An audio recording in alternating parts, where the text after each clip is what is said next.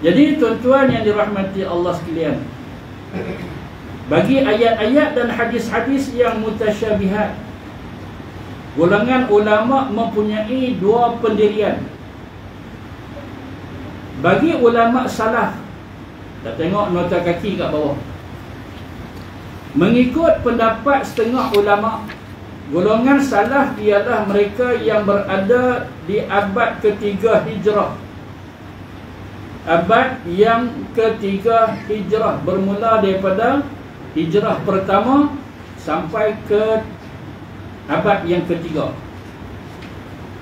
Apa dalilnya? Berdasar kepada hadis Nabi SAW yang berbunyi, khairul quruni qarni, thumma alladhina yalunahum, thumma alladhina yalunahum. Sebaik-baik kurun adalah kurun aku sekarang ini, kemudian orang-orang yang mengikuti mereka, dan kemudian orang-orang yang mengikuti mereka. Hadis Bukhari Muslim. Maka perkiraan kurun ini adalah 100 tahun. Nabi kata kurun aku, lepas pada tu, lepas pada tu, 100. Jadi yang dikatakan generasi salafus soleh, iaitu dalam lingkungan 300 hijrah. 300 hijrah. Ini satu pendapat yang mengatakan siapakah golongan salaf berdasar kepada riwayat ini, hadis ini, iaitu lingkungan 300 hijrah. Dah 1400 lebih dah. Begitu. Tapi soalannya, adakah masih boleh disebut sebagai salaf pada zaman ini? Itu soalan.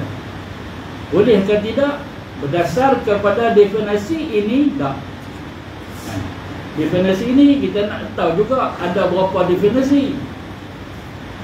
Kita tak satu tajuk salaf. Salah satu definisi dia apa dia? Ni 300 hijrah. Bila definisi pertama itu dah 1400 dah kita.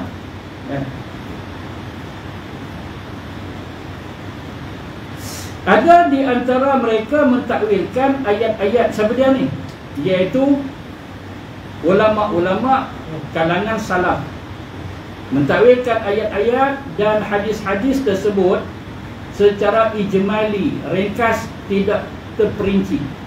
Ya bang, golongan salaf tak mau nak cakap banyak. Ni pasal kait dengan Allah Ta'ala. Kait sama kita pun tak ada nak cakap banyak. Tahu tak tentang dia? Tak tahu. Dia tak tahu tentang dia, siapa yang duk cakap banyak tentang dia? Itu antara kita. Apa kena ada pantang larang? Apatah lagi mengenai Allah Azza wa Jalla.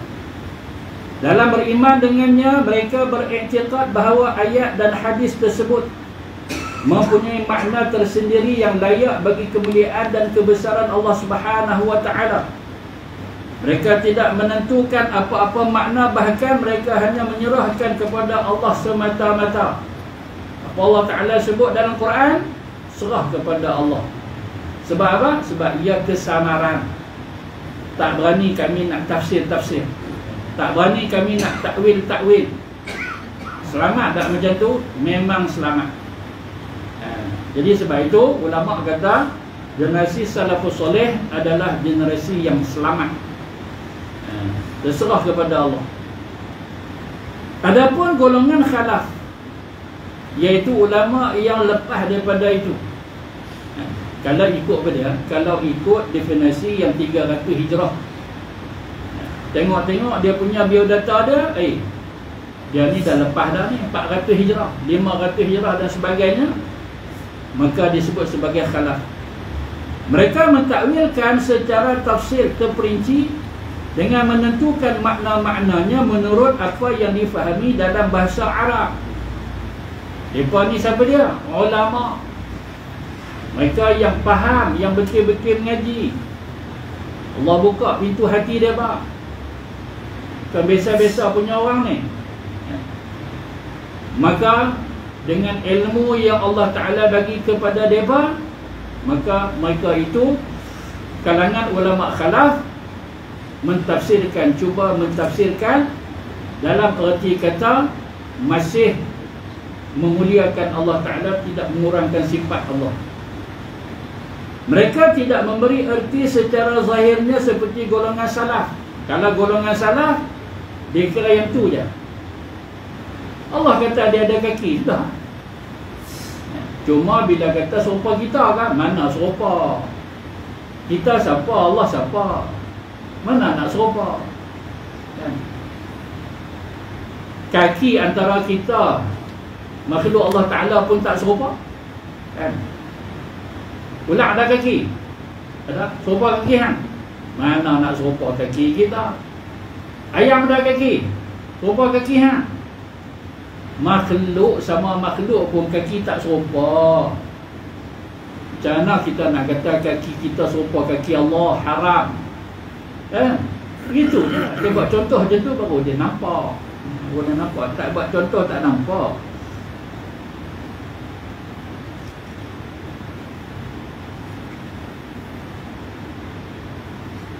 Adapun mata kaki kat bawah tu masih ada sambung kat bawah ni. Ada sambung lagi kat bawah ni. Kita nak bagi faham yang dikatakan salaf ini dulu. Mereka itu, siapa dia tu mereka itu? Salaf. Ulama salaf ni adalah merangkumi para sahabat yang hidup bersama-sama dengan Rasulullah sallallahu alaihi wasallam. Bila orang tanya kita lah, siapa dia salafus soleh? Ini dulu, jangan lupa, iaitu mereka ini daripada kalangan sahabat-sahabat Nabi. Tak kira lah yang awal-awal masuk Islam, ataupun pertengahan, atau ujung-ujung dakwah Nabi. Setahun dua lepas tu Rasulullah wafat. Tak kira lah, asal dia ada syarat-syarat yang mengesahkan dia ni adalah sahabat-sahabat. Maka mereka ini termasuk daripada kalangan yang disebut sebagai salaf.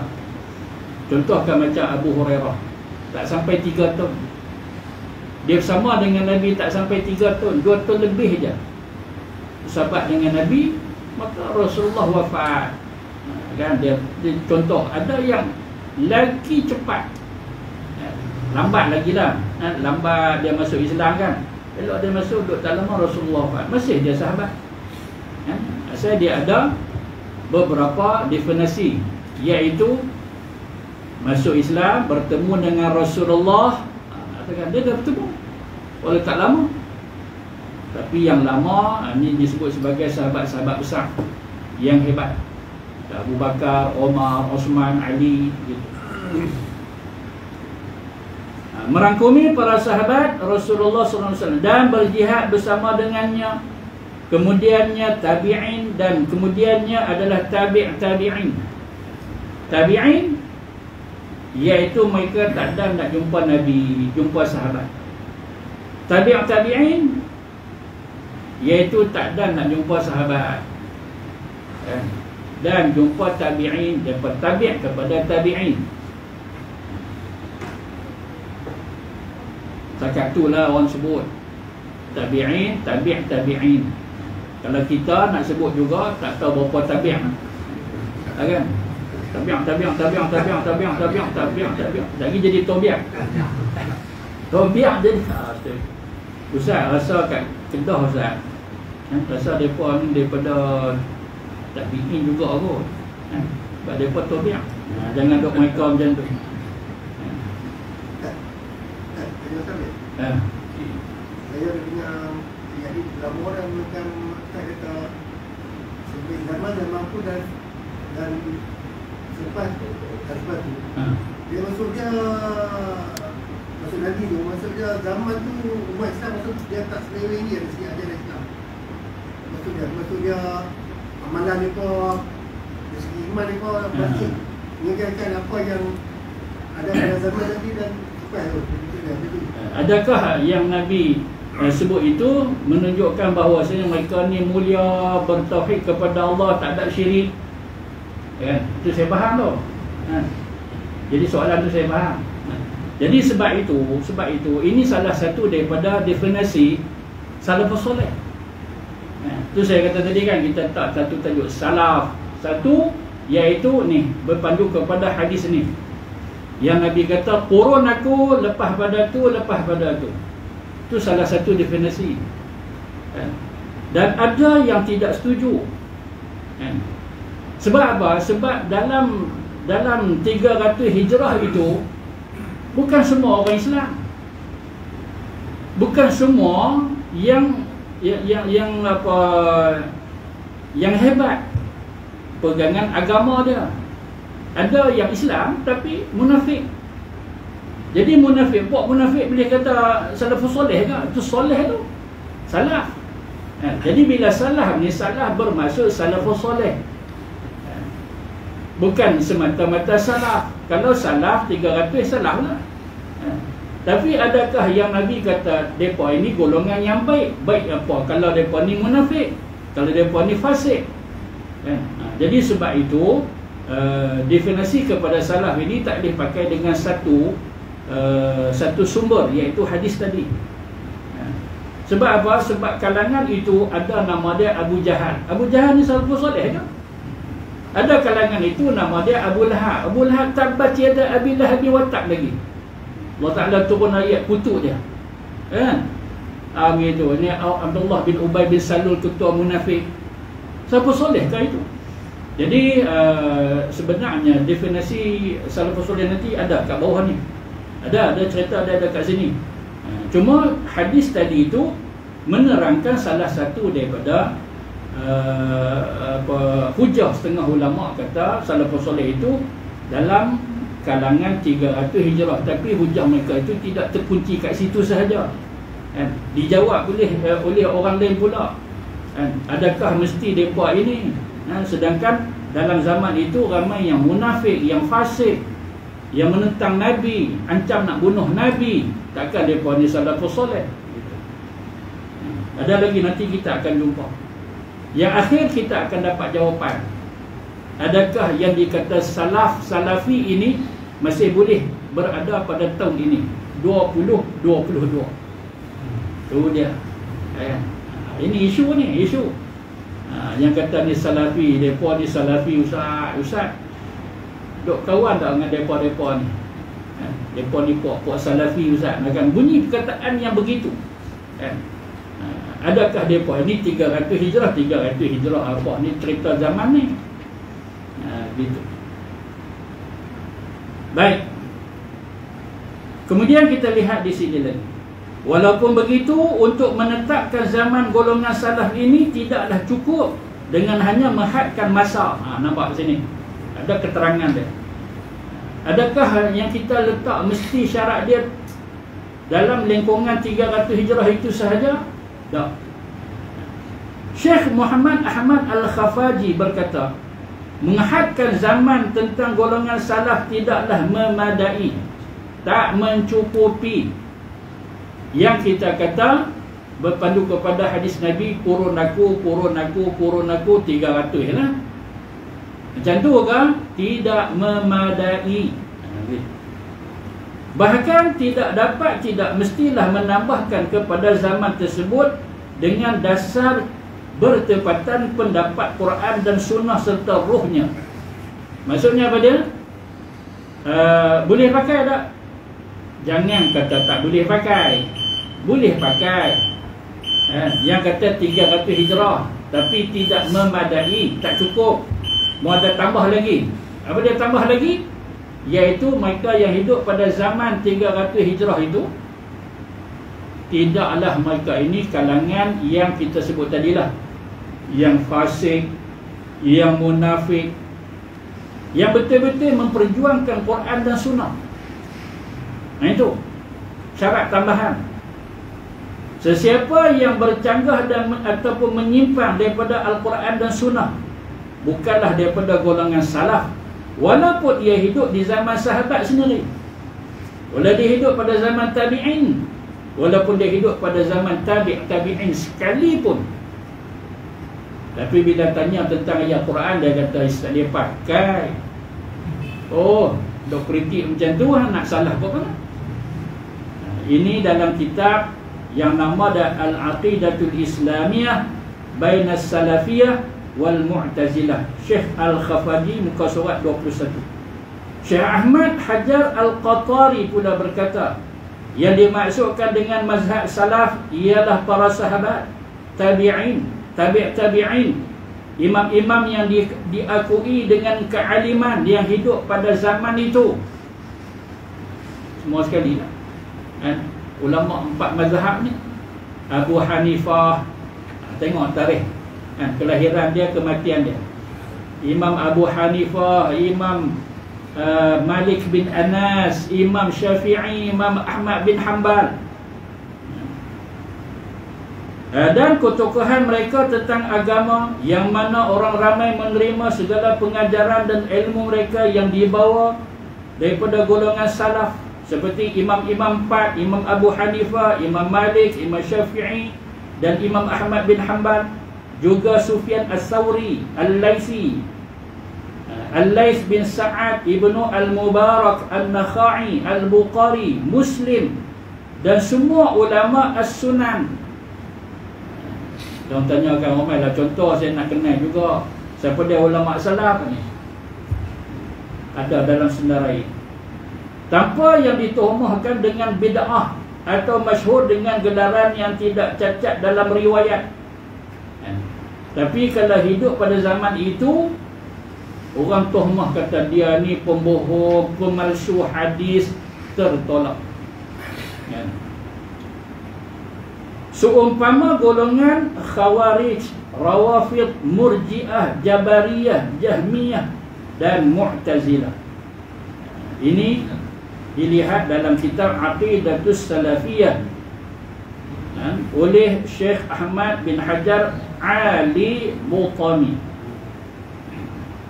Juga dalam kitab Syu'batul Aqidah oleh Abu Bakar Khalil Ibrahim Al-Musili, muka surat 61 hingga 62. Jadi tuan-tuan yang dirahmati Allah sekalian, maka inilah yang kita dapat sedikit maklumat tentang siapakah golongan salaf yang lawan kepada golongan salaf ini, iaitu khalaf. Adapun golongan khalaf, mereka mentakwilkan secara tafsir terperinci dengan menentukan makna-makna menurut apa yang difahami dalam bahasa Arab. Mereka tidak memberi erti secara zahirnya seperti golongan salaf. Salaf serah kepada Allah Ta'ala. Khalaf nak bagi kita ni senang faham, kalau tidak susah bercelaru nanti. Nak bagi hampa senang ni, nak senang faham ni macam mana. Allah Ta'ala turun ke langit dunia, Allah turun.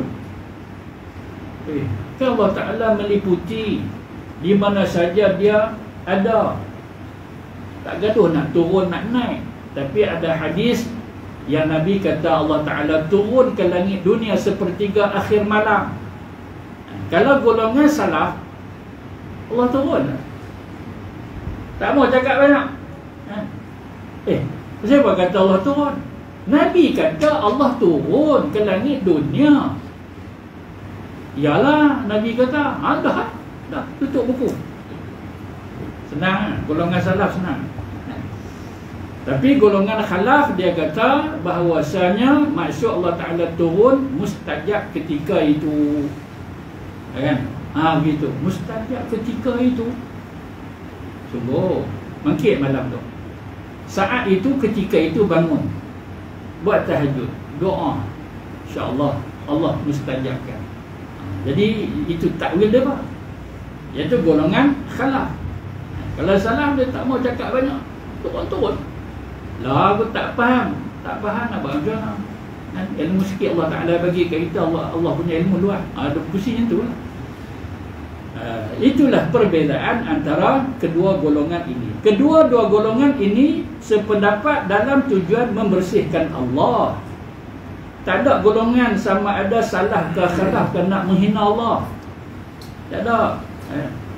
Jadi yang salah ni dia tak mau nak banyak sangat, nak tafsir-tafsir ulah-ulah, tak mau. Bimbang. Silap sakit, tak pasal-pasal terjun neraka. Itu salah. Adapun golongan khalaf masih lagi apa maksud? Jadi payah sikit lah. Sebab nak cari yang sesuai tentang zat Allah Ta'ala, akhir dapat keputusan, iaitu inilah Allah Ta'ala mustajabkan. Ada yadullah fawqa aydihim, Allah Ta'ala bantu mereka, bantu gaya no, tangan Allah atas tangan dia tu.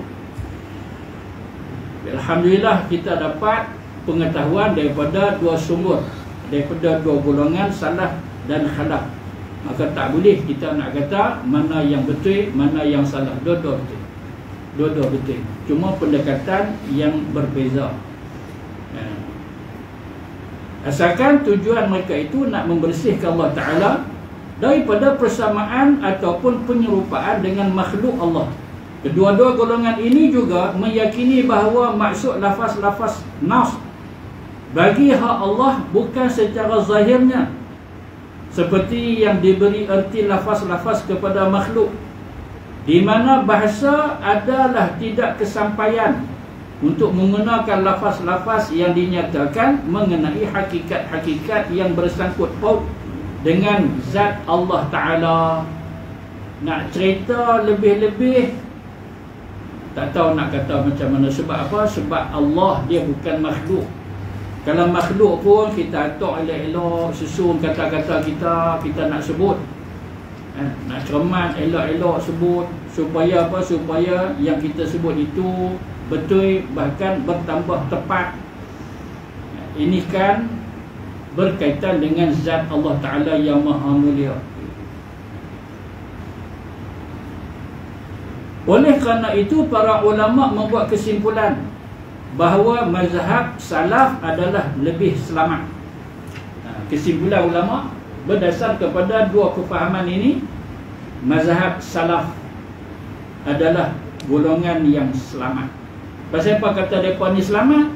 Sebab mereka tak mau nak takwil-takwil, serah kepada Allah. Bila serah kepada Allah, betul lah. No masalah orang yang nak faham. Itu je masalah orang yang nak faham. Mereka tak berani nak pusing ayat kat mana, nak cerita macam mana, tak berani. Jadi mereka ni adalah golongan yang selamat. Seperti mana kita tengok nota kaki kat bawah, Syekh Abdul Rahman Al-Maidani. Ni salah seorang tokoh ulama Syria yang berpindah pergi ke Jordan, pergi ke negara lain, duduk ke Arab Saudi dan sebagainya. Sebab apa? Sebab ketika itu kira dia tegaslah, salah seorang ulama Syria yang tegas, berkata benar di hadapan pemerintah yang zalim. Ni contoh dia yang ni, Syekh Abdul Rahman Al-Maidani. Sedangkan ayah dia, lagi siapa, pak saudara dia, adik-beradik dia semua hebat-hebat, berdakwah, mentarbiah masyarakat bumi Syam, hebat. Tapi dia ambil pendekatan yang berbeza, iaitu berani menegakkan kebenaran. Tak kira apa yang akan jadi, akhirnya dia terpaksa berpindah. Dia tak boleh duduk kat Syria. Kalau dia duduk, dia akan kena tangkap, dia akan diseksa dan sebagainya. Ini salah seorang tokoh ulama politik yang nama dia Abdul Rahman Al-Maidani. Dia berkata, qala ahlu tahqiq fi tariq as-salaf hiya at-tariqatul aslam. Ahli tahqiq pada aliran mazhab salaf berkata, iaitu aliran mazhab atau mazhab yang lebih selamat adalah golongan salaf ataupun kefahaman salaf. Mereka ni golongan yang selamat. Ini dalam kitab dia yang berjudul Al-Aqidatul Islamiyah wa Ususuha, muka surat 218. Dan mazhab khalaf pula adalah lebih mengetahui dan lebih berhikmah. Ulama buat kesimpulan bahawasanya mazhab khalaf ini macam mana pula? Depa duk takwil kok no, takwil kok ni. Depa buat kerana Allah Ta'ala bagi kepada depa ilmu sakat mana yang depa mampu depa sebut. Maka boleh kita kata mereka ini lebih mengetahui, dan juga depa ini kalangan yang lebih berhikmah untuk nak selesaikan masalah. Kalau tidak rumit, kalau tidak susah orang nak faham. Macam mana ni? Macam mana nak faham ni? Tak apa nak faham. Bila kata iyad bermaksud bantuan pertolongan, oh barulah faham pertolongan Allah Ta'ala. Allah bersama dengan jamaah. Duk seorang-seorang tak selamat.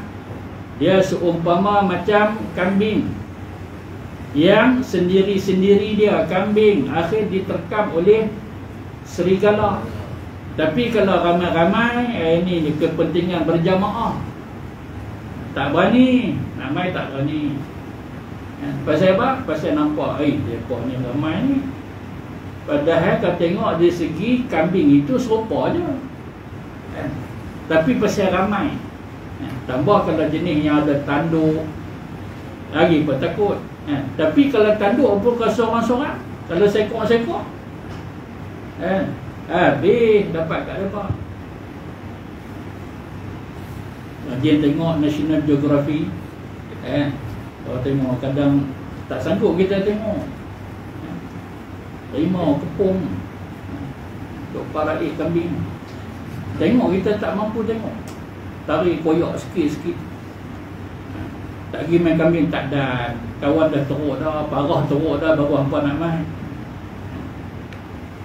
Kita tidak boleh berpegang kepada mazhab khalaf kecuali pada ketika khawatir dan bimbang bergoncangnya akidah, atau untuk menjaga akidah orang ramai dari salah faham dan terkeliru terhadap persamaan dan penyerupaan. Akhirnya maka kita pegang juga kepada pendapat khalaf yang mentakwilkan sifat-sifat Allah Ta'ala dengan perkataan-perkataan tertentu seumpamanya pertolongan, mustajab, pengetahuan dan sebagainya.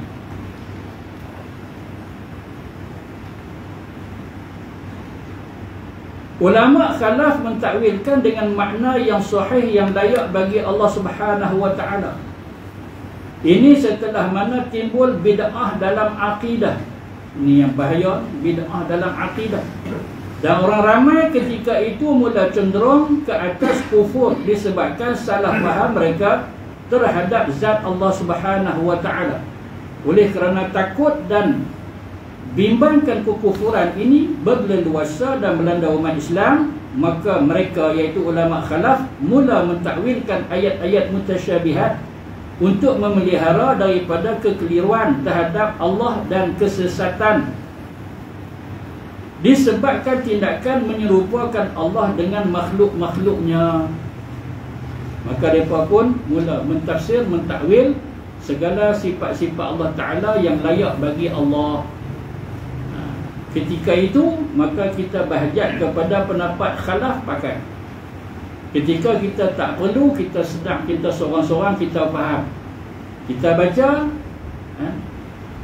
jadi kita nak faham apa yang kita baca, tak perlu kita nak pegang kepada pendapat khalaf dan sebagainya, pakai yang pendapat salah, tentu saja. Tapi kalau bila kita nak mengajar atau kita nak berdebat, ada orang nak ambil tahu, kata hantaran, kalau hantaran cantik aku nak masuk Islam.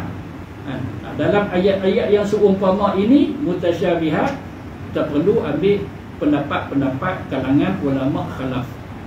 Wallahu ta'ala a'lam. InsyaAllah saya rasa setakat itu sahaja.